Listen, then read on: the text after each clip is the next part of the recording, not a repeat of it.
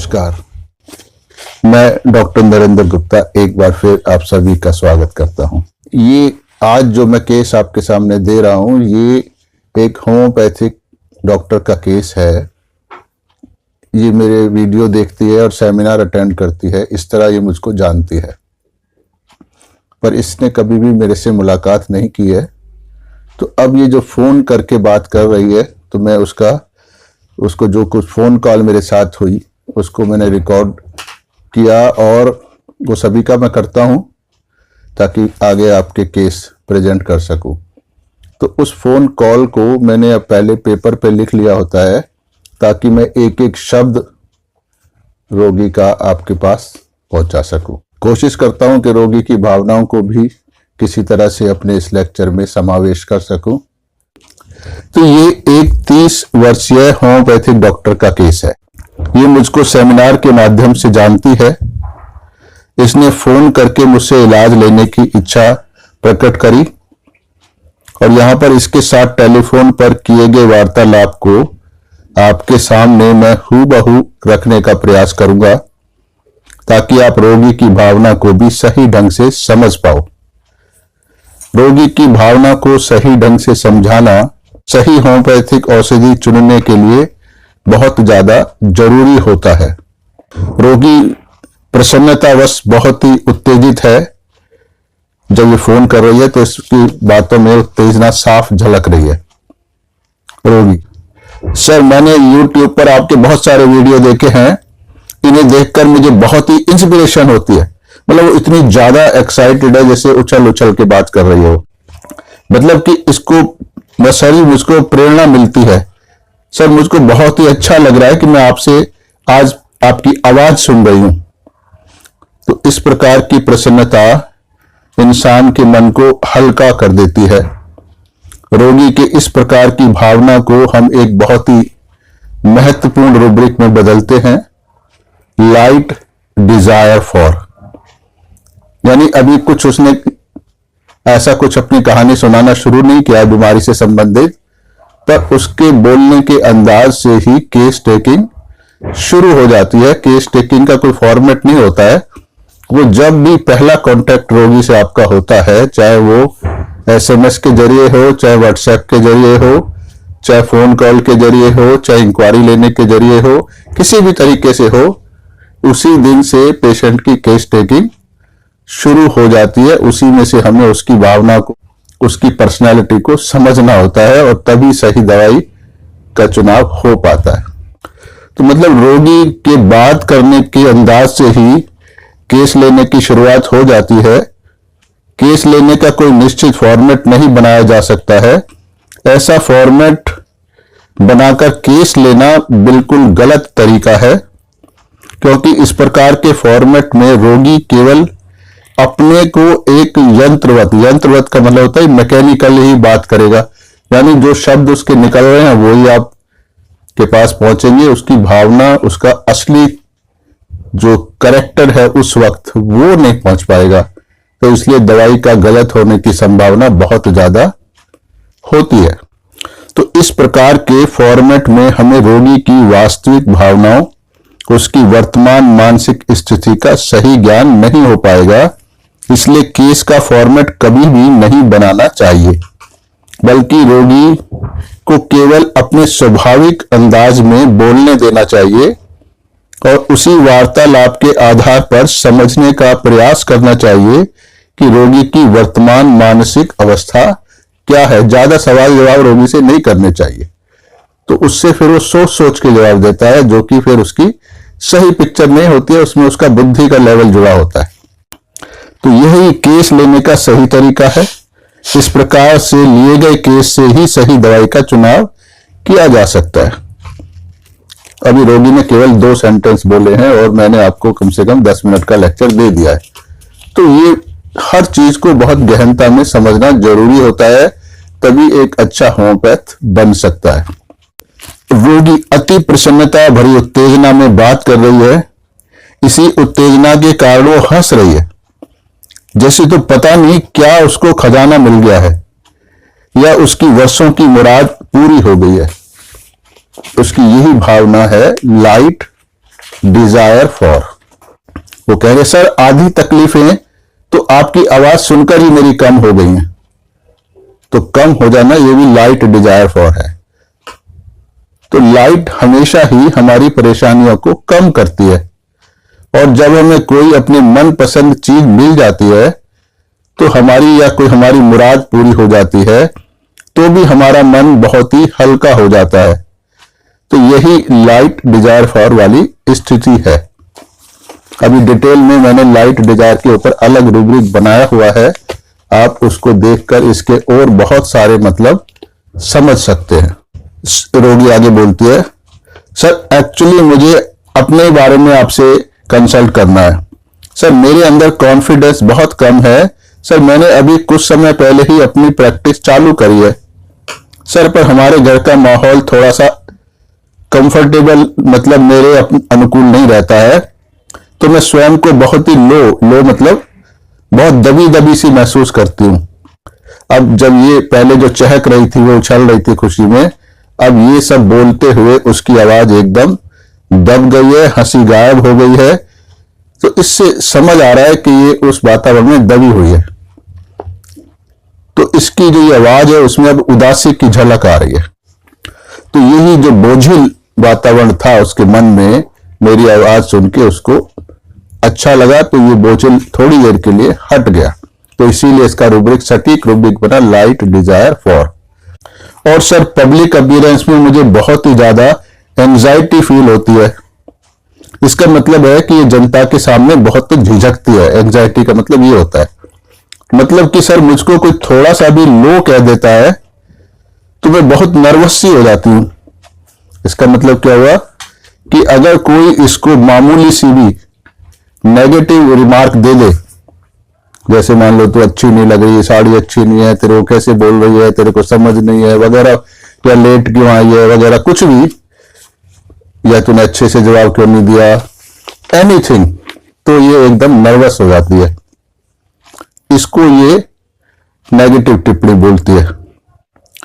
इसलिए सर मुझको लगता है कि वो सारे सिम्टम मेरे में से चले जाएं तो अच्छा रहेगा।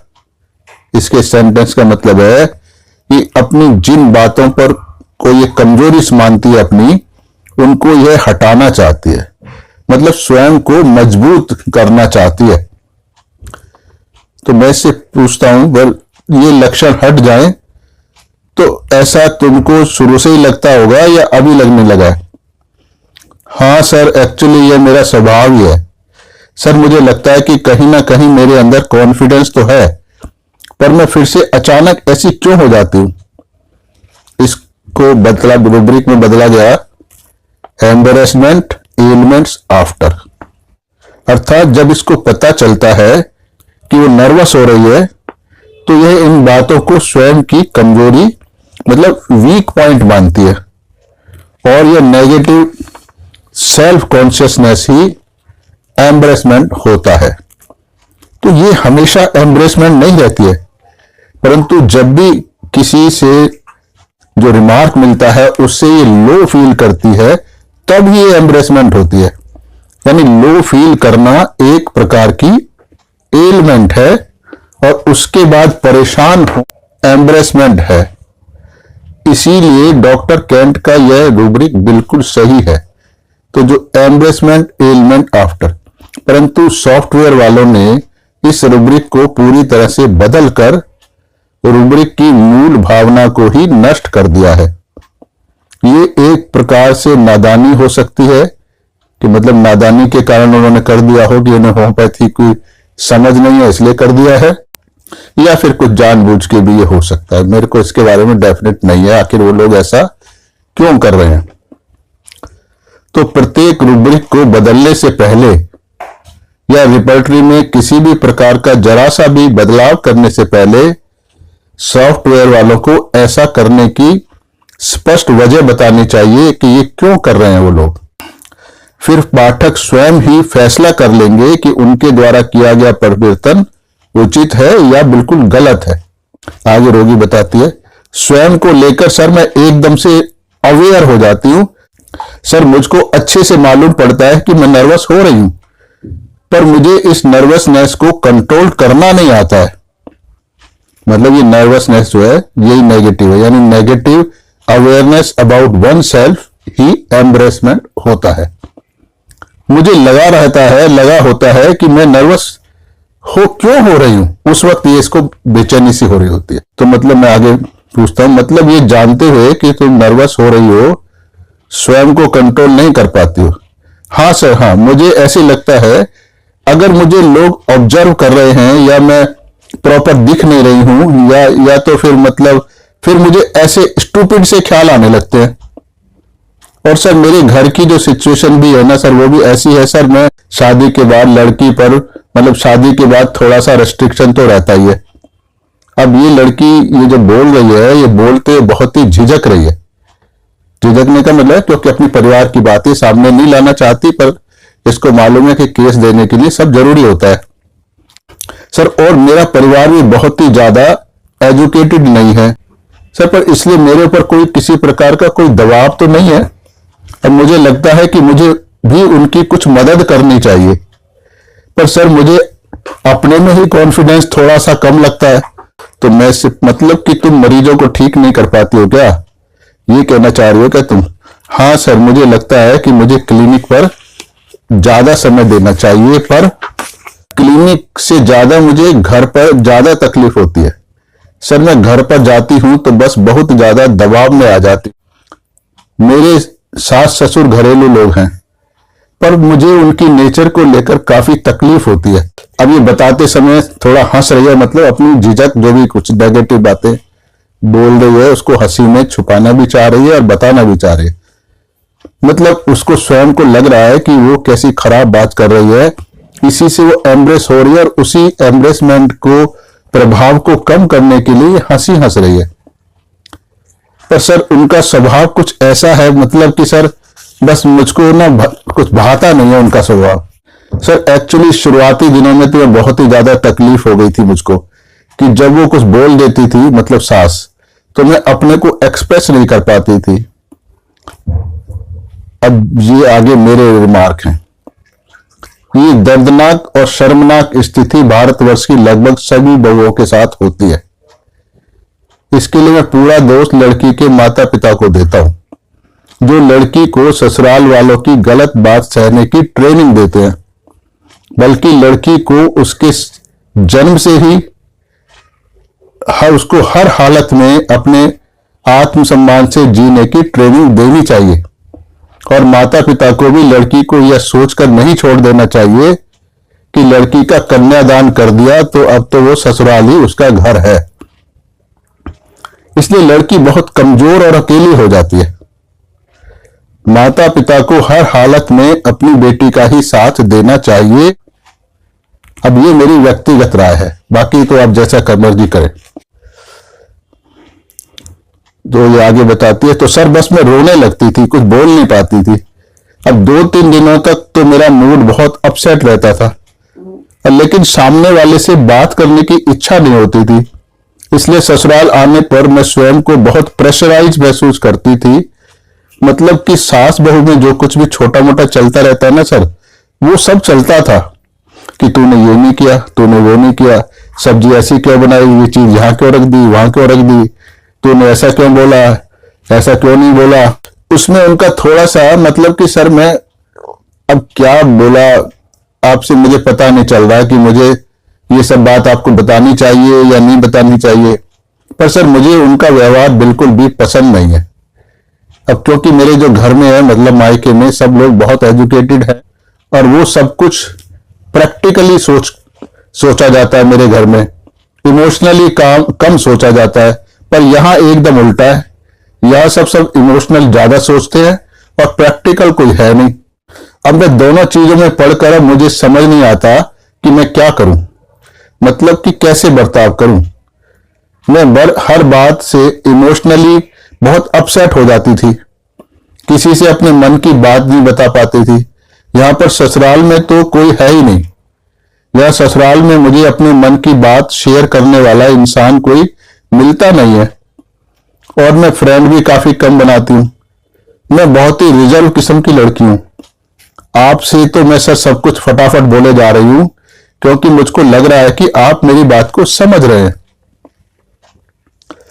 लड़की का जो ये वाक्य है, ये कहकर वो थोड़ा सा प्रसन्नता पूर्वक हंसती है, जैसे अब उसको मनमादी मुराद मिलती है, कुछ सुनने वाला मिला, तो ये उसके मन की बोझा हल्का हो गया। तो यही लाइट है। हर शब्द को रूब्रिक में बदलना, यानी उसकी भावना को बदलना और उसकी पर्सनालिटी को समझना जरूरी होता है। क्योंकि जब आपको अपनी पसंद का चीज मिल जाती है, आपको खुशी होती है, आपका मन हल्का हो जाता है, तो इस लड़की के केस में भी ऐसा ही हो रहा है। इसको काफी समय से ऐसे व्यक्ति की तलाश थी जिसके साथ ये अपने मन की बात को शेयर कर सके। शेयर ना करने वाली स्थिति में इसके मन पर एक बोझा बना रहता था। आज जब मैं इसकी बात सुन रहा हूं और साथ ही सुनकर उसको समझ भी रहा हूं, इसी कारण इसका मन हल्का हो गया है, जो इसको प्रसन्नता दे रहा है। इसी भावना को मैंने रूब्रिक लाइट डिजायर फॉर्म में बदला है। मतलब कि अपने मन की बात मुझसे शेयर करके इसका मन हल्का हो गया है, और इसका थोड़ा मेरा सहारा भी इसको महसूस हो रहा है कि मुझसे बात करके इसको थोड़ी मानसिक शक्ति मिल रही है। अब आगे जो ये बोल रही है लड़की, वो मैं आगे बताता हूं। तो वो कह रही थी कि आप मेरी बात को समझ रहे हैं, पर नहीं तो मैं इतना ज्यादा किसी से भी बोल नहीं पाती हूं। अच्छा, तो तुमने अपनी तरफ से अभी तक क्या क्या दवाइयां खाई है? नहीं सर मैं कोई दवाई नहीं खाती हूं। अब मैं आश्चर्य से पूछता हूं, इसका मतलब है कि तुमने इतने दिनों से कोई दवाई अभी तक खाई ही नहीं है? सर ऐसा नहीं है कि मैं किसी प्रकार के डिप्रेशन में चली गई हूं, कि मुझसे किसी प्रकार में बुरे बुरे ख्याल आ रहे हैं, मैं अपने को संभाल नहीं सकती हूं। पर सर मुझे होम्योपैथी पर ध्यान देना है, उसके लिए मेरा कॉन्फिडेंस थोड़ा और ठीक होना चाहिए। मुझे किसी प्रकार की कोई एंजाइटी ना हो, मैं मरीजों को अच्छे से देख सकूं, और अगर सामने वाला बंदा कुछ बोल भी रहा है तो उसकी वजह से मैं स्वयं को क्यों गिराऊं, अपने को क्यों टेंस कर लूं, मजबूत क्यों ना बनी रहूं। सर अगर मेरे पति के साथ मेरी लड़ाई हो जाती है तो मैं बहुत ज्यादा डिप्रेशन में चली जाती हूं और उसी के बारे में सोचती रहती हूं, पर किसी भी चीज में फिर मेरा ध्यान नहीं लगता। मैं समझती हूं कि ऐसा सब कुछ मेरे साथ नहीं होना चाहिए, मतलब कि उसमें इतनी शक्ति बनी रहनी चाहिए कि वह किसी भी बात से विचलित ना हो। ये चाह रही है। मैं बहुत कोशिश करती हूं पर हो नहीं पाता सर।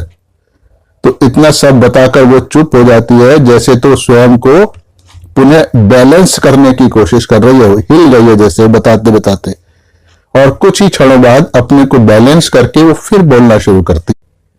और मेरे हस्बैंड है, वो एजुकेटेड तो है, पर वो बिल्कुल भी ओपन माइंडेड नहीं है, ऑर्थोडॉक्स है, रिजर्व किस्म के हैं, और वो सुपरस्टिशियस बहुत ज्यादा है, मतलब अंधविश्वासी बहुत ज्यादा है।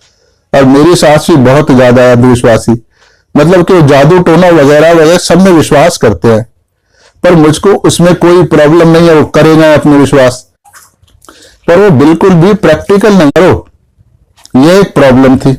मुझे ऐसा लगता है कि वो मेरी बात को समझते नहीं है। अब ऐसी प्रॉब्लम तो हर परिवार में ज्यादातर होती है, तो मैं इस लड़की को समझाता हूं। अब दुनिया में कोई किसी को भी नहीं समझता है, तुम्हें तो खुश रहने के लिए स्वयं को ही बदलना होगा। हाँ सर, मुझे भी लगता है कि मैं इतने दिनों तक उन पर डिपेंडेंट थी, इसमें बहुत ही दुखी हो गई थी। सर मुझे इन सब बातों से स्वयं को डिटैच करना है, मतलब अलग करना है, मतलब कि उसको ऐसा बनाना है कि वो सब बातें मुझ पर कोई असर न डालें, ये कहना चाह रही है वो। मेरा मतलब मुझे उनसे इमोशनली अलग नहीं होना है, पर मुझे लगता है कि मुझे स्वयं को ऐसा बनाना है कि मैं स्वयं को संभाल पाऊं, क्योंकि पता नहीं क्यों मैं संभाल नहीं पाती हूं। अब थोड़ा चुप रहने के बाद वो फिर बोलना शुरू करती है। सर कुछ समय पहले मुझको एनल फिशर हो गए थे और ब्लीडिंग भी होती थी, और मैंने वहां एक सीनियर होम्योपैथ से इलाज किया।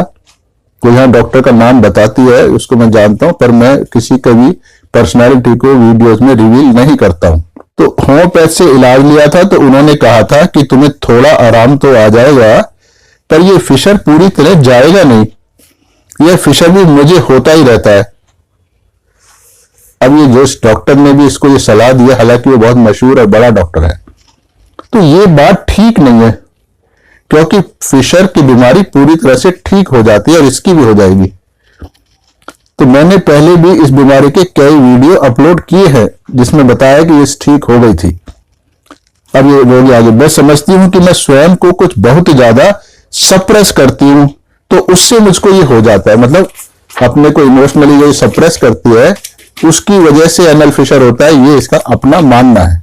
अभी भी पिछले 2 हफ्ते से तो फिशर की समस्या चल रही है। मैं इसको समझाता हूं। तुम्हारा यह स्वभाव एकदम जल्दी से तो नहीं बदलेगा, क्योंकि यह तो तुम्हारा जन्मजात स्वभाव है। हम दवाइयों के सहारे किसी की पैदाइशी स्वभाव को नहीं बदल सकते हैं। तो जो बीमारी या हालात के कारण स्वभाव बदलता है, उस स्वभाव को बदलकर पुनः उस व्यक्ति के वास्तविक स्वभाव में लाया जाता है। इसी से उसकी बीमारी ठीक होती है और व्यक्ति उसी खराब अप्रिय वातावरण में भी आराम से रह पाता है। और अपने स्वभाव को समझकर व्यक्ति अपनी मजबूत इच्छा शक्ति का प्रयोग करके भी स्वयं को बदल सकता है। ऐसे में हमारी दवाइयां आपकी मदद कर देती हैं। तो रोगी, सर मुझे अब लगता है कि मैं अपनी कमियों से परेशान होने की बजाय अपनी कमियां ढूंढ ढूंढ कर उनको दूर कर दूं, और मैं जानती हूं कि उसमें होम्योपैथी ही मेरी मदद कर सकती है, क्योंकि मैं समझती तो हूं कि ये सब खराबियां सटल सिस्टम की खराबी के कारण होती है। वो ठीक हो जाएंगी तो मेरा व्यवहार भी ठीक हो जाएगा। क्योंकि सर मैं स्वयं को इसलिए भी संभालना चाहती हूं, क्योंकि ऐसी घटनाओं के बाद मैं बहुत ज्यादा नेगेटिव फेज में चली जाती हूं, मैं एक्सट्रीम में चली जाती हूं। तो इसका मतलब तुम्हें एक प्रकार के सपोर्ट की आवश्यकता है, वो चाहती हो तुम। हाँ सर, सपोर्ट की जरूरत तो मुझको हमेशा से लगती है। मैं ये नहीं चाहती कि लोग मुझको पैम्पर करें, या फिर मेरा मतलब मैं चाहती हूं कि अगर किसी को मैं अपनी स्थिति समझा रही हूं तो मेरी स्थिति को समझ ले। जैसे अब अभी आप मेरी बात सुन रहे हैं तो मुझको लग रहा है कि आप मुझको समझ रहे हैं, मतलब कि इसको मुझसे किसी भी नेगेटिव रिमार्क की आशा नहीं हो रही है। मेरे से बात करके इसको खुराक जैसी डाइट मिल रही है, इसीलिए इसको अच्छा लग रहा है। तो इन बातों को जो इसने भी बोली हैं कुछ रूब्रिक में बदले हैं। एक तो लाइट डिजायर फॉर, जो शुरू से इसका चला आ रहा है। दूसरा है clinging to the source of light, जहां से इसको सहारा मिलता है, लाइट मिलती है, उसको ये नहीं छोड़ना चाहती है। तो क्लिंगिंग टू द सपोर्ट, ये इनको अलग बाद में मैं प्रॉपर रूब्रिक बताऊंगा। ये मैं सिर्फ भावना बता रहा हूं, फिर प्रॉपर रूब्रिक रिपर्टरी में किसी और ढंग से दिए गए हैं, तो मैं जब रूब्रिक बनाऊंगा तो उस समय आपको समझाऊंगा। सर तो मैं आपसे से अच्छे से बात कर पा रही हूं, बस सर मुझको इतना ही चाहिए कि मुझको समझे, इसी से मुझको अच्छा लगता है, एक सहारा लगता है। मतलब कि तुमको ऐसे लगता है कि तुम्हें कोई सहारा मिलता रहे तो तुम्हें अच्छा लगता है, मतलब कि तुमको सहारे की इच्छा रहती है। रोगी, हाँ सर मुझे लगता है कि सामने वाला कोई तो हो जो मुझे समझे, मतलब मेरी परेशानियों को समझे, मेरी कमजोरियों को समझे। मतलब ऐसा ना हो कि बस अपनी समझ के अनुसार अपने आप ही मेरा पक्ष समझे बिना ही बात करने लगे, या कोई मेरे बारे में फैसला कर ले। मतलब कि रोगी को ऐसे सहारे की चाहत रहती है जो ठंडे दिमाग से इसकी परिस्थिति को समझे, यह नहीं कि उसकी बातों पर ध्यान ही ना दे, या उसकी गलतियां निकालने लग जाए, या उसका मजाक उड़ाने लग जाए। अगर सामने वाला उसकी बात को ठीक ढंग से समझ रहा होता है तो इसको हमसे सहारा मिलता है। यही पॉजिटिव लाइट होती है। जब जेलसीमियम रोगी को ऐसी पॉजिटिव लाइट मिलती रहती है तो उसका मनोबल बढ़ा रहता है और वह अपनी बात कहता रहता है। यह पॉजिटिव लाइट उसके लिए खुराक का काम करती है और इसी शक्ति के सहारे वो आगे बढ़ता है। यह शक्ति उसको अपनी इच्छा शक्ति से भी मिलती है, इसीलिए किसी भी काम को करने के लिए जेलसीमियम व्यक्ति अपनी इच्छा शक्ति को मजबूत करके रखता है, तब ही स्वयं को वो मजबूती से खड़ा रख पाता है। मतलब कि जो काम वो करना चाहता है तब वो कर पाता है, परंतु व्यक्ति इच्छा शक्ति को ज्यादा देर मजबूत रख नहीं सकता, क्योंकि उसमें अपनी शक्ति खर्च होती है, तो कभी तो थक ही जाएगा। इससे वह एग्जॉस्ट हो जाता है। इसी कारण से जैल्सीनियम को किसी सहारे की आवश्यकता होती है जो उसको उसकी आवश्यकता अनुसार सहारा दे सके। यह सहारा शारीरिक भी हो सकता है कि उसको कोई हाथ से पकड़ के रखे, हाथ से पकड़ के चलाए, हाथ से पकड़ के उठाए। तो क्योंकि जैल्सीनियम की जो मांसपेशियां हैं, मसल्स हैं, वो ढीली ढाली पड़ जाती हैं, इसको टॉर्पोर बहुत ज्यादा होता है। अब ये सहारा मानसिक भी हो सकता है कि जैसे जैल्सीनियम अपने को जो कैरी करने वाली नर्स है उससे चिपका रहता है। तो इसके रूब्रिक मैंने बनाए, जो भी भावना मैंने बताई है उसके कुछ रूब्रिक बनाए हैं, वो मैं आपको बता रहा हूं। Clinging to persons, furniture etcetera. Clinging to persons, furniture, grasps the nurse when carried. Clinging, held, wants to be. Clinging, held, wants to be और एम्लियोरेटेड बाय बीइंग हेल्ड। तो जो कुछ ये सारी बातें हुई हैं, इनके आधार पे मैंने इसको जैल्सीनियम 200 खाने को कहा। अभी 16 जुलाई 2019 की बात है। तो इसने दवाई खाने के 10 मिनट के बाद ही व्हाट्सएप पर मुझको मैसेज कर दिया और उसने अपना हालचाल बताया कि उसको सर काफी अच्छा लग रहा है, इसलिए जिज्ञासावश मैंने इसका हालचाल जानने के लिए स्वयं इसको फोन करा। यानी 10 मिनट के बाद मैसेज भी आ जाए तो आप समझ सकते हैं कि कितना तेजी से, कितना ज्यादा बदलाव इसके अंदर आया होगा, कितनी ज्यादा संतुष्टि दवाई के बाद इसको मिली होगी कि एसएमएस करना चाहती है। सर, जो मेरे दिमाग में इधर उधर की बातें चलती रहती थी जी, अभी मैं फोन पे बात कर रहा हूं, दिमाग में अजीब सी नर्वसनेस रहती थी, वो सब कुछ एकदम से शांत हो गया। सर, जब मैंने आपसे बात करी थी तो 30% तो मुझको तभी अच्छा लगने लगा था।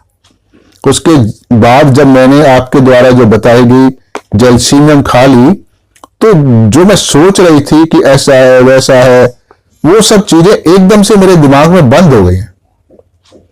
जो मेरे दिमाग में मुख्य बात थी कि पढ़ाई में मेरा कंसंट्रेशन बने, वो अब मेरा दिमाग शांत है और मैं पूरा कंसंट्रेशन पढ़ाई में लगा रही हूं। मेरा ध्यान पढ़ाई के अलावा कहीं और जा ही नहीं रहा है और मुझको यही चाहिए था। ये सब दवाई खाने के तुरंत बाद ही हो गया सर। तो मैं इसको समझाता हूं। अब तुमने देखा कि होम्योपैथिक दवाइयां कितना तेजी से असर करती हैं। अगर होम्योपैथिक दवाई का चुनाव बिल्कुल सटीक हो जाए, यानी सिमिली में मिल जाए, तो दवाई का प्रभाव रोगी पर कुछ ही सेकंडों में दिखने लगता है। हां सर, मैंने अपने केस में तो देख ही लिया है। ये सब हमारे पास होम्योपैथिक एनलाइटन में होता है, बाकी सब जगह नहीं होता है। इसीलिए मैं सबको कहता हूं कि होम्योपैथिक एनलाइटन जो मैं बता रहा हूं उसको सीखो, उसमें टीका टिप्पणी मत करो, क्योंकि बहुत सारे मेरे पास कमेंट आते हैं कि सर उसकी आवाज ठीक नहीं है, आप वीडियो में आवाज अच्छी कला करो, आप फालतू बोलते हो, फालतू मत बोला करो। मैं आपसे पैसे नहीं ले रहा हूं इस वीडियो देखने के, बना रहा हूं, अपलोड कर रहा हूं। अगर आपको लगता है कि ये आपके काम के हैं तो इनको देख लो, नहीं तो मत देखो। ये कोई, अब इस किस्म के जो डायलॉग होते हैं इनका असर मुझ पे नहीं पड़ता है। जो डायलॉग मार रहा है, ये कमेंट कर रहा है, ये उसके लिए बहुत खतरनाक है। ये उसका स्वभाव जो है ये बिल्कुल अनग्रेटफुल है और सामने वाले को मूर्ख समझने वाला है। तो ऐसा व्यक्ति जीवन में कुछ भी सीख नहीं सकता। सीखने के लिए हम्बल होना और ग्रेटिट्यूड दिखाना, दिल में रखना बहुत ही ज्यादा जरूरी होता है। सब्र रखना जरूरी होता है, ना कि सिखाने वाले में दोष निकालना होता है। अब जब मैं एक वीडियो अपलोड कर रहा हूं तो ऐसा तो है नहीं कि मैंने वो वीडियो बनाया और उठा के अपलोड कर दिया, उसको सुना नहीं होगा। तो एक एक वीडियो अपलोड करने से पहले भी मैं सुनता हूं, नहीं तो ईयरफोन लगा के सुनता हूं अगर मुझे लगता है अच्छी आवाज नहीं है, फिर ईयरफोन से अगर मुझे लगता है कि ठीक अपलोड करने लायक है, लोगों को सुनाई देगा, तो फिर मैं अपलोड करता हूं। और अपलोड होने के बाद भी सुनता हूं। ऐसा नहीं है कि मैं अपलोड कर दिया, मुझे किसी की परवाह नहीं है। मैं छोटी से छोटी कमी जो वीडियो में हो सकती है उसको दूर करने की हर संभव कोशिश करता हूं। अब आप समझे, ये जो केस मैं आपके सामने दे रहा हूं, ये टोटल 11-12 मिनट का मेरा कन्वर्सेशन है और इस पर वीडियो बनाने के लिए लगभग 1.5 घंटे का समय मुझे लग रहा है आपको समझाने में। और लगभग इस 1.5 घंटे का वीडियो बनाने के लिए मुझको पूरे 100 घंटे से ज्यादा काम करना पड़ता है। 100 घंटे, प्रैक्टिकल 100 घंटे, मतलब 8-10 घंटे डेली 10 दिन तक मैं इसको काम को करूंगा, तब एक वीडियो अपलोड होगा। इससे मुझे नहीं मिलता है कुछ, पर मैं होम्योपैथिक एनलाइटन के लिए ये काम करता हूं। और फिर बहुत सारे बहुत अच्छे कमेंट भी आते हैं। ऐसा नहीं है कि उनसे भी मैं कोई फूल के कुप्पा हो जाता हूं, पर जो ये अच्छे कमेंट देते हैं ये उनसे उनको फायदा होता है, यानी उनके दिल में जो कृतज्ञता आती है वो उनके अंदर सीखने की पावर को बढ़ा देती है। तो फायदा उन्हीं को हुआ। तो चलो खैर, आगे हम केस की बात करते हैं। ये मैं एक्चुअली लेक्चर नहीं होता, ये मैं इसलिए बता रहा हूं कि मैं सिर्फ और सिर्फ वीडियो आपके लिए बना रहा हूं। इसलिए जो कमियां मैं देखता हूं दर्शकों में हैं, उनको सीखने नहीं दे रही उन आदतों के कारण, तो उनको भी मैं हटाना चाहता हूं। इसलिए ये बीच बीच में अपने कमेंट देता हूं। तो अभी ये 18 जुलाई 19, यानी 2 दिन के बाद फिर फोन करती है रोगी, सर क्या मैं थोड़ी देर आपसे बात कर सकती हूं? हाँ बताओ, क्या बताना चाहती हो? सर अभी तो मैं बिल्कुल ठीक हो गई हूं सर, कल ही मेरी डेट भी आ गई थी, मेंसेज आ गई थी, पर सर इस बार उसमें दर्द बहुत ही कम हुआ था। तो 2 दिन में मेंस्ट्रुअल फ्लो भी ठीक में बदलाव आया, इसका मतलब हार्मोनल इम्बैलेंस कम हुआ। तो मैं जिज्ञासा बस इससे पूछता हूं और क्या क्या कम हो गया? सर मैं अपना नॉर्मल रूटीन वर्क तो कर ही रही हूं, मेरा ध्यान का इधर उधर डिस्टरबेंस अब जो होता था, डिस्ट्रैक्शन, वो बिल्कुल नहीं हो रहा है, एकदम शांत हो गया है मन। आपने देखा कि रोगी को जो हमने दवाई दी है वो दवाई उसकी हर बीमारी को सुधारती है। अगर उसकी बीमारी सुधरने वाली है तो सुधारती है, ये उन बीमारियों को भी सुधारती है जिनके बारे में रोगी को स्वयं पता तक नहीं होता है। जबकि रोगी के लिए दवाई का चुनाव करते समय हम ना तो उसकी बीमारी के बारे में पूछते हैं, ना ही कोई मियाज़म पूछते हैं, ना ही कोई मोडालिटी पूछते हैं, ना ही कोई थर्मल पूछते हैं, और ना ही पास्ट हिस्ट्री पूछते हैं, ना ही फैमिली हिस्ट्री पूछते हैं।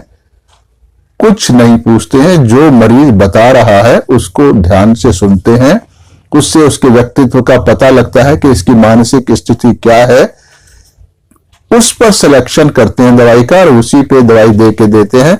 तो फिर सब कुछ सुधरना शुरू हो जाता है, क्योंकि होम्योपैथी का जो सिद्धांत है कि वो वर्तमान से पीछे की तरफ जाता है। तो वर्तमान पे प्रिस्क्रिप्शन दोगे तभी तो पीछे जाएगा। वर्तमान जो होता है सारे बीते हुए भूतकाल का ही परिणाम होता है। तो इसलिए भूतकाल के बारे में जानने की ज्यादा आवश्यकता होती नहीं है।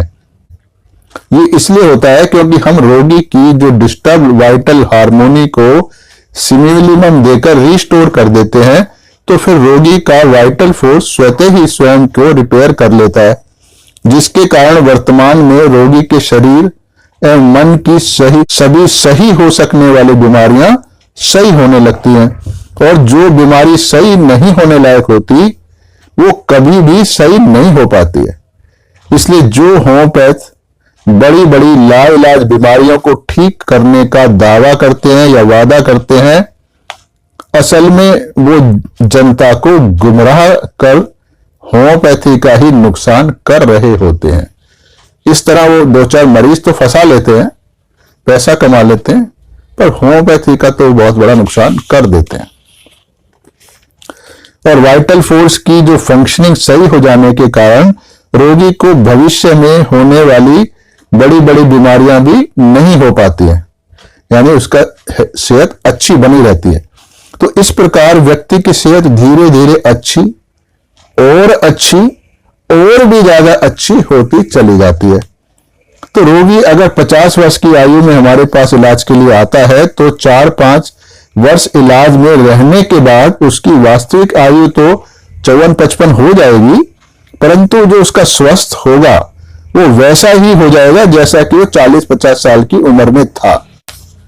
तो ये सब हुआ लेक्चरबाजी। अभी मैं आपको इस केस के जो रूब्रिक लिए थे और उनको समझाने की कोशिश करता हूं। पहला रूब्रिक लिया है मैंने, लाइट डिजायर फॉर, मतलब रोगी को प्रकाश चाहिए। हर प्रकार का प्रकाश व्यक्ति में खुशी या राहत प्रदान करता है, व्यक्ति को जीवन को सहज बना देता है, जिससे व्यक्ति के आंतरिक प्रसन्नता होती है। तो इस रूब्रिक की व्याख्या विस्तार से समझने के लिए दर्शक मेरे वीडियो YouTube पर देख सकते हैं। इस विषय पर एक लंबा वीडियो मैंने पहले ही YouTube पर डाला हुआ है। यह लड़की भी मुझे पहले से ही सेमिनार के माध्यम से जानती थी। मेरे प्रति इसके मन में काफी श्रद्धा भी है और अन्य होम्योपैथिक डॉक्टरों की भांति ही इसके हृदय में मुझसे मिलने और बात करने की इच्छा भी बनी हुई थी। और लंबे समय से दिल में बनी हुई इच्छा को हम लालसा यानी लॉन्गिंग कहते हैं। ये एक ऐसी अतृप्त इच्छा होती है जिसके पूर्ण होने पर व्यक्ति को अत्यधिक प्रसन्नता महसूस होती है, परंतु व्यक्ति इस प्रसन्नता को सबके सामने पूर्ण रूप से वर्णित नहीं कर सकता है। और परंतु इस इच्छा के पूर्ण होते ही व्यक्ति का मन बहुत हल्का हो जाता है, लाइट हो जाता है, क्योंकि उसके हृदय से इस इच्छा का बोझ हट जाता है। तो व्यक्ति बहुत अधिक राहत महसूस करता है, इसीलिए इसको लाइट डिजायर कहते हैं। तो इस डॉक्टर के शब्दों में, सर मैंने YouTube पर आपके बहुत सारे वीडियो देखे हैं, मुझे उन वीडियो को देखकर बहुत अधिक प्रेरणा मिलती है कि मैं भी आपकी तरह ही महान होम्योपैथिक डॉक्टर बनूं। अतः इस लड़की के लिए मैं एक प्रकाश पुंज मतलब लाइट सोर्स के समान हूं, मतलब सोर्स ऑफ लाइट। सर आप इस बात की कल्पना तक नहीं कर सकते हो कि मैं आपकी आवाज पहली बार सुनकर मुझको कितनी अधिक प्रसन्नता महसूस हो रही है। अब लड़की खुशी से गदगद हो रही है, यही लाइट है। सर आपकी आवाज सुनकर ही मेरी आधी से ज्यादा समस्याएं समाप्त हो गई हैं। तो जब समस्याएं समाप्त होने पर तो व्यक्ति को राहत महसूस होती ही है, व्यक्ति का मन हल्का मतलब लाइट हो जाता है। सर मैं चाहती हूं कि मेरे अंदर भी आत्मविश्वास पूर्ण रूप से होना चाहिए। अभी तो मैं लोगों से अच्छे से बात नहीं कर पाती हूं। मतलब वह कि अगर इसके अंदर आत्मविश्वास पूरा आ जाएगा तो सहजता से वह सबसे बात कर पाएगी। लोगों से बात करते समय उसको कोई भी परेशानी यानी नर्वसनेस नहीं होगी। तो इस प्रकार स्वतः ही इसका मन फिर हल्का रहेगा, मतलब कि लाइट रहेगा। इसलिए इस भावना को लाइट डिजायर फॉर नामक रूब्रिक में हमने बदला था। दूसरा रूब्रिक है anxiety public appearing in public from. तो रूब्रिक का अर्थ हुआ कि लोगों के सामने वह स्वयं को सहज मतलब कंफर्टेबल महसूस नहीं कर पाती है। ऐसी स्थिति व्यक्ति के लिए सुखद नहीं होती है, परंतु व्यक्ति अगर सभी से सहजता से बात कर पाएगा तो उसके मन पर कोई बोझा नहीं रहेगा या असहजता का जो दबाव उसके मन पर था वो नहीं रहेगा और वह स्वयं को फिर हल्का महसूस करेगा। तो वो भी जो रूब्रिक है वो भी लाइट में ही चला गया। तो उसके शब्दों में, सर मैं लोगों के बीच में काफी नर्वस महसूस करती हूं। मुझको ऐसा लगता रहता है कि लोग मुझे ही देख रहे हैं। ऐसा लगता है कि मैं शायद मौके के हिसाब से ठीक ढंग से व्यवहार नहीं कर पा रही हूं। मुझको कुछ अटपटा सा कर रही हूं मैं, जो लोगों को लिए सामान्य नहीं है। इसीलिए शायद लोग मुझे ज्यादातर देख रहे हैं, लगातार देख रहे हैं। इस प्रकार सबके बीच में जो मेरा आत्मविश्वास पूरी तरह से खत्म हो जाता है। ऐसा तब होता है जब व्यक्ति में पहले से ही आत्मविश्वास की कमी हो। अगर फुल्ली कॉन्फिडेंट है तो उसको ऐसा नहीं होगा, उल्टा ये कहेगा पागल है, मुझे देख रहा है, मेरे में क्या क्यों देखे जा रहा है मुझे, उल्टा उसी को डांट देगा। तीसरा रूब्रिक है confusion of mind, muscles refuse to obey the will when attention is turned away. तो इस रूब्रिक का अर्थ है कि व्यक्ति के दिमाग में एक भ्रम, कंफ्यूजन की स्थिति बनी हुई है, और जब व्यक्ति का ध्यान अपने ऊपर से हटकर कहीं और चला जाता है तो मांसपेशियां उसकी इच्छा के अनुसार बर्ताव नहीं करती हैं। यह रूब्रिक पूरी तरह से गलत है। डॉक्टर केंट साहब के जो मूल रूब्रिक को सॉफ्टवेयर वालों ने पूरी तरह से बदल दिया है। केंट रिपर्टी में दिया गया रूब्रिक ही ठीक है। डॉक्टर केंट का कोई भी रूब्रिक बदला नहीं जाना चाहिए। उसकी महानता को, डॉक्टर केंट की महानता को हम में से कोई भी होम्योपैथ छू नहीं सकता। वो बहुत ऊंचे इंसान थे, ऊंचे दर्जे के होम्योपैथ थे, बहुत ही बारीक समझ थी होम्योपैथी की उनको, तो उनको बदलने की कोशिश ना करें। तो रूब्रिकों को इस प्रकार बदलकर अज्ञानतावश रिपर्टरी को खराब किया जा रहा है। पहले हम इस रूब्रिक को सूक्ष्मता परंतु संक्षिप्तता से समझने का प्रयास करते हैं। इस रूब्रिक में कंफ्यूजन ऑफ माइंड मुख्य रूब्रिक दिया गया है। कंफ्यूजन व्यक्ति को बौद्धिक स्तर पे होता है, इंटेलेक्चुअल पे होता है, जहां उसको समझना होता है कुछ, पर इस स्थिति में व्यक्ति को समझ ही नहीं आ रहा होता कि वो सही क्या है, गलत क्या है, क्या करना है, क्या नहीं करना है। ये दो स्थितियों को, चीजों को, व्यक्तियों को, क्रियाओं को स्पष्ट रूप से एक दूसरे से अलग नहीं कर पा रहा है। ऐसा करने में उसकी इच्छा शक्ति यानी विल पावर का कोई रोल है नहीं। तो कंफ्यूजन और विल को दोनों एक रूब्रिक में नहीं डाला जा सकता, दोनों अलग है। परंतु इस मुख्य रूब्रिक जो मेन रूब्रिक है, उसके नीचे दिए गए उप रूब्रिक मतलब सब रूब्रिक में इच्छा शक्ति विल की बात कही गई है कि जब उसकी अटेंशन मतलब अटेंशन चित्त या ध्यान किसी और जगह चली जाती है, अटेंशन इज टर्न्ड अवे, ये उसका रूब्रिक है। मतलब कि जिस जगह अटेंशन होनी चाहिए वहां से हटकर किसी और जगह चली जाती है। इस रूब्रिक के अनुसार अगर अटेंशन मतलब कि व्यक्ति का पूरा ध्यान उसकी अपनी मांसपेशियों से हटकर कहीं और चला जाए तो उसकी मांसपेशियां उसकी इच्छा अनुसार काम नहीं करती हैं। इसमें व्यक्ति के दिमाग में कहीं कोई कंफ्यूजन है ही नहीं, केवल इच्छा शक्ति अर्थात विल की कमी है, विल पावर की कमी। तो फिर दोनों रूब्रिकों को, दोनों को एक जगह मिला देना तो ये तो ठीक नहीं हुआ। मतलब कि व्यक्ति जब तक अपना पूरा ध्यान अपनी मांसपेशियों पर यानी मांसपेशियों द्वारा जिस क्रिया को वो करना चाहता है उन पे लगाकर रखता है, तब तक कि वो मांसपेशियां उसकी इच्छा अनुसार कार्य करती हैं। जैसे व्यक्ति एक लेटी हुई अवस्था से उठना या बैठना चाहता है तो व्यक्ति को अपना पूरा ध्यान अपनी तरफ रखना पड़ेगा तभी वो उठ पाता है। परंतु ध्यान उसका कहीं और गया तो वहीं पर वो स्वयं को फिर खड़ा नहीं कर पाता है। जैसे उसने आते हुए किसी को देख लिया कि ये मेरे को सहारा देगा तो वहीं और ज्यादा टॉर्पर में चला जाएगा, फिर नहीं उठ पाएगा वो। दूसरा उदाहरण लेते हैं। हालांकि ये इस बीमारी की अवस्था वाली स्थिति नहीं है, परंतु रूब्रिक को समझने के लिए बहुत सटीक उदाहरण है। एक व्यक्ति जिसको बहुत तेज शौच जाने का दबाव बना हुआ है, परंतु शौचालय खाली नहीं है। शौचालय खाली होने के इंतजार में वो अपना पूरा ध्यान अपने शौच को नियंत्रित करने में लगाए हुए है। अब वो जब नियंत्रित कर रहा है तो उसको डर होता है कि उसका ध्यान जरा सा भी इधर उधर गया तो कहीं शौच निकल ना जाए, और शौच निकल भी जाती है। इस स्थिति के दो रूब्रिकों में बदला जा सकता है। अब ये वर्णन केवल रूब्रिक को समझने के लिए यहां दिया जा रहा है। Muscles refuse to obey the will when attention is turned away. Light desire for fear, self-control of losing. यानी इतनी छोटी सी बात से भी आप जैल्सियम दे सकते हो। तो ऐसी स्थिति में व्यक्ति के मन में कंफ्यूजन किसी प्रकार का नहीं है, तो रूब्रिक गलत हो गया पूरी तरह से। तो ये महिला भी एक ही बात कह रही है कि मैं लोगों के बीच अपना आत्मविश्वास खो देती हूं। इसमें मेरे शरीर के अंग शिथिल पड़ जाते हैं। इसका अर्थ हुआ कि इस महिला को सब कुछ स्पष्ट रूप से मालूम है, कंफ्यूजन कहीं नहीं है। तो कंफ्यूजन इसका मेन रुब्रिक हो नहीं सकता।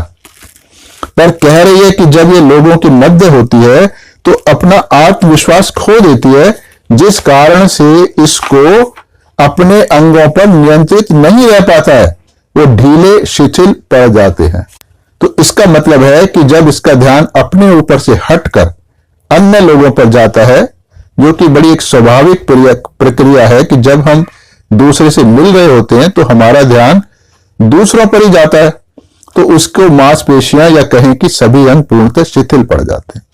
तो इसलिए यह महिला उस व्यक्ति से बात करके सहज और चुस्त एवं प्रसन्न महसूस कर रही होती है, जो कि इसकी बात को समझ रहा होता है।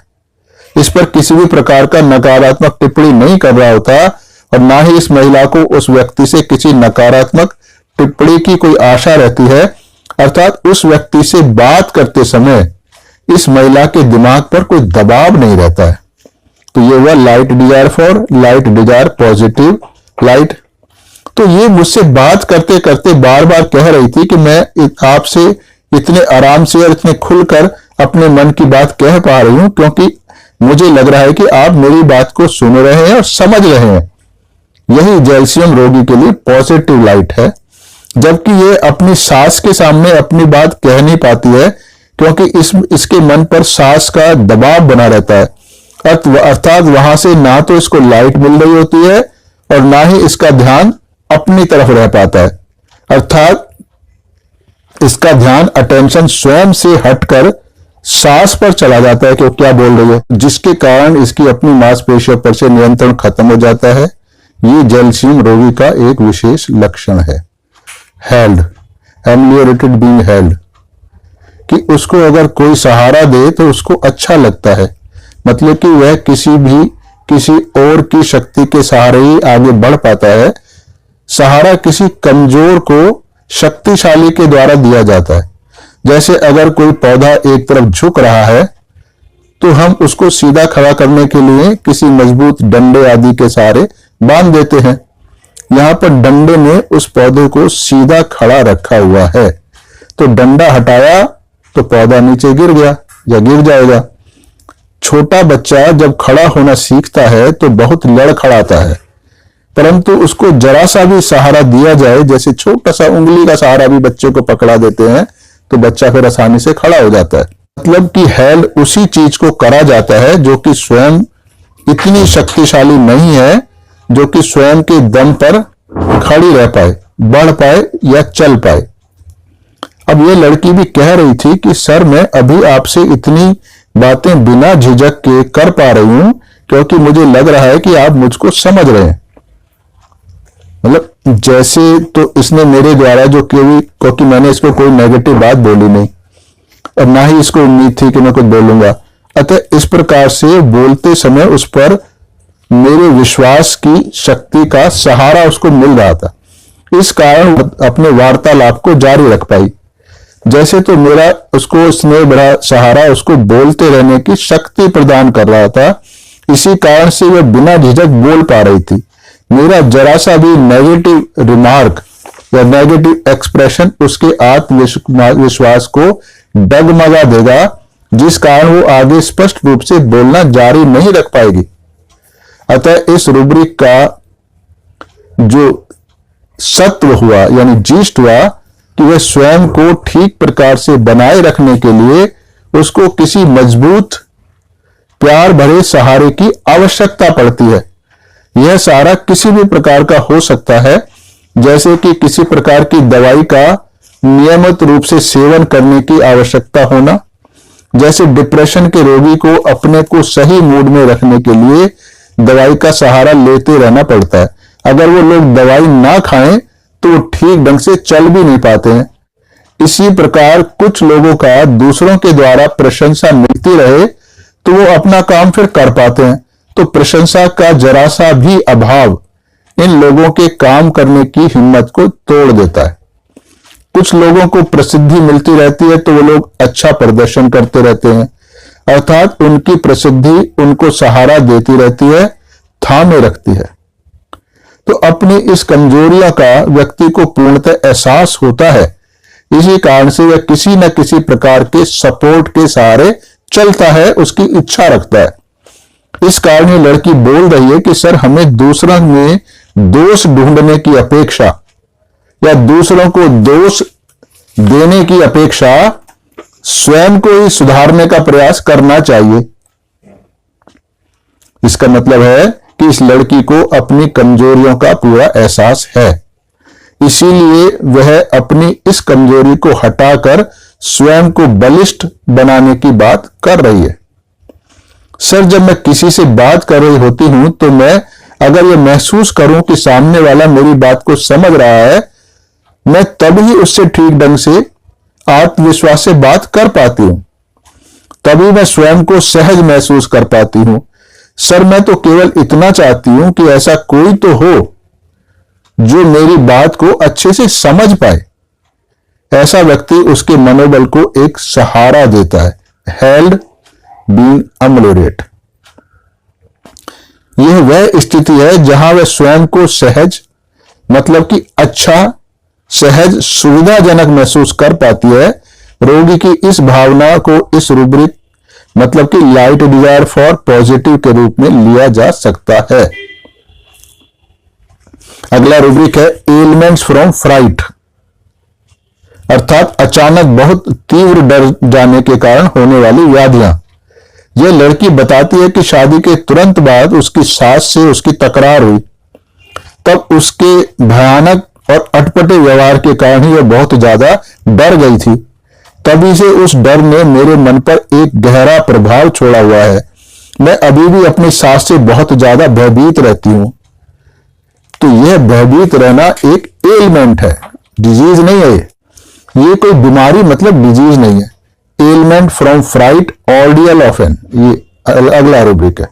मतलब कि इसके कारण व्याधियां उत्पन्न हो जाना और वह डर, भय उसके लिए आज भी एक यातना, मतलब बहुत ही कष्टकारी स्थिति बनी हुई है। आज भी अपनी सास से बात करने की हिम्मत यह लड़की नहीं जुटा पाती है। सास से बात करना तक या बात करने की कल्पना करना तक इस लड़की के मन में सास का भय पैदा कर देता है। सास से बात करना बहुत ही कष्टकारी, मतलब ऑर्डियल लगता है, क्योंकि शादी होते ही इसकी सास ने इसको डांटना डपटना शुरू कर दिया था। इसी कारण से आज तक वह अपनी सास से बात करने की हिम्मत नहीं जुटा पाती है। उसकी सास से बात करना भी उसके लिए एक यातना यानी ऑर्डियल के समान कष्टकारी होता है। तो इस प्रकार इस केस के माध्यम से हमने जेल्शियम को आंशिक रूप से समझा, पूरा नहीं समझा है। आगे आप लोग रिपर्टरी और मैट्रिया मेडिका का अध्ययन करके इस औषधि को गहनता पूर्वक समझने का प्रयास आप स्वयं करें। तो किसी औषधि द्वारा केस सही हो जाने पर सही हुए उस केस का पुनः विश्लेषण करें कि इस औषधि को समझने का प्रयास करें कि इस औषधि के कारण वो केस क्यों सही हुआ है, आखिर कौन से लक्षण मिले, क्योंकि वो एक लाइव आपके सामने एग्जाम्पल होता है, तो उसको रिपर्टरी की भाषा में बदलना फिर आपके सामने आसान हो जाता है।